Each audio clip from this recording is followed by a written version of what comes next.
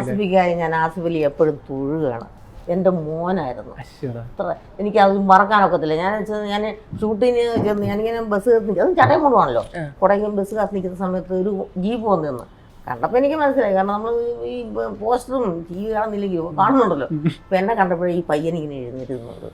ഞാൻ ചോദിച്ചു, മക്കളെന്നെ അറിയുമോ എന്ന് ചോദിച്ചു. ഉടനെ ഇത് സിനിമയിലല്ല കേട്ടോ, മക്കളെന്നെ അറിയുമോ എന്ന് ചോദിച്ചു. ഞാൻ പറഞ്ഞ ഞാനിവിടെ വന്നപ്പോൾ മുതൽ കേൾക്കുന്ന പേരാണ് ആലീസ് എന്നുള്ള പേര്. അപ്പോൾ അമ്മച്ചിയെ പറ്റി എനിക്കറിയാമെന്ന് പറഞ്ഞു. അതെൻ്റെ കയ്യെ പിടിച്ച് അകത്തേക്ക് കയറ്റി. അന്ന് മുതൽ അതുപോലെ തന്നെ ഞാൻ പിന്നെ ഷൂട്ട് ചായ കൊണ്ടുത്തരുകയും സമയമായി. ഉടനെ ഈ പയ്യനെ എത്ര പേരവിടെ നിന്നു, അവരാരും മേടിച്ചില്ല. ഈ പയ്യനെ ഓടി വന്ന് ഇത് മേടിച്ചുകൊണ്ട് പോയി ഒരു പേപ്പർ വെച്ച് മൂടി വെച്ചും വീട്ടിലേക്ക് കൊള്ളാൻ പറഞ്ഞു. അത് കഴിഞ്ഞ് ഞാൻ ഇറങ്ങി വരുന്ന സമയത്ത് ഓടിച്ചെന്ന് ഈ ചായ എടുത്തുകൊണ്ട് വന്ന് എനിക്ക് തരുന്നു. ഇത്രയും ഞാൻ പ്രായത്തിൽ സീനിയറാണെങ്കിലും ഈ സിനിമയിൽ ജൂനിയറാണ് അല്ലേ എൻ്റെ എന്നിട്ട് അത് കഴിഞ്ഞ് പിന്നെ ഞാൻ ഷൂട്ട് കഴിഞ്ഞ് വന്നപ്പോഴും സിമിത്തേരിയാണ് കാണിക്കുന്നത്.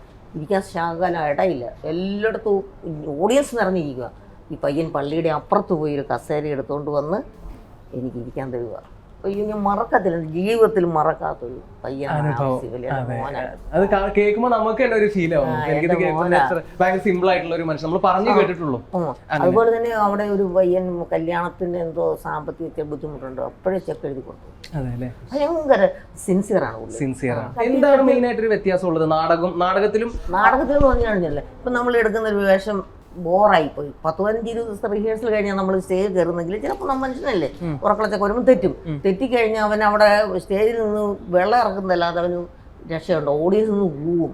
അതേസമയം സിനിമയ്ക്ക് നമ്മളൊന്നും എടുത്തു നോക്കുകയില്ല, അടുത്ത് എടുത്ത് അത് ശരിയാകുന്നവരെ എടുക്കുക. ഇതതിന് സമയമില്ല. അവിടെ ഒരു നാടകത്തിൽ നമ്മൾ പൊളിഞ്ഞു കഴിഞ്ഞാൽ നമ്മുടെ ഇമേജ് പോയി, കാരണം പിന്നെ ആരും വിളിക്കുകയില്ല, ഓ അത് കൊള്ളത്തില്ല. അങ്ങനെ എന്തെങ്കിലും അനുഭവം ഉണ്ടായിട്ടുണ്ടോ?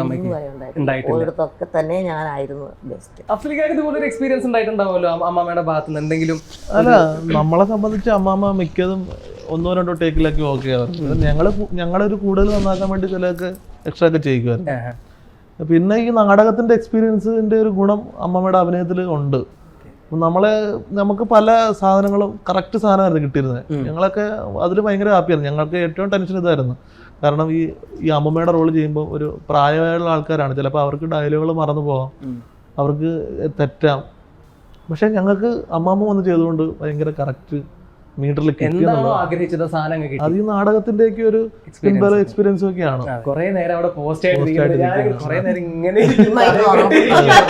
അല്ല, ഇതൊക്കെ നമുക്ക് അറിയുന്നത് നല്ല ഇങ്ങനെ തന്നെയായിരുന്നു. ഫുള്ള് സെറ്റിലും ഞങ്ങൾ ഒരുപാട് കഥകൾ കേട്ട് ഇരിക്കാൻ നല്ല രസമാണ്. അമ്മമ്മയുടെ ഇപ്പൊ എല്ലാ കഥകളും നമുക്ക് ബൈ ഹാർട്ടാണ്. അപ്പൊ അതായിരുന്നു. അപ്പൊ നമുക്കതൊക്കെ കേൾക്കുമ്പോ ഇങ്ങനെയൊക്കെ ഉണ്ടായിരുന്നോ അല്ലേ? ഞാൻ ആദ്യം വന്നപ്പോഴേ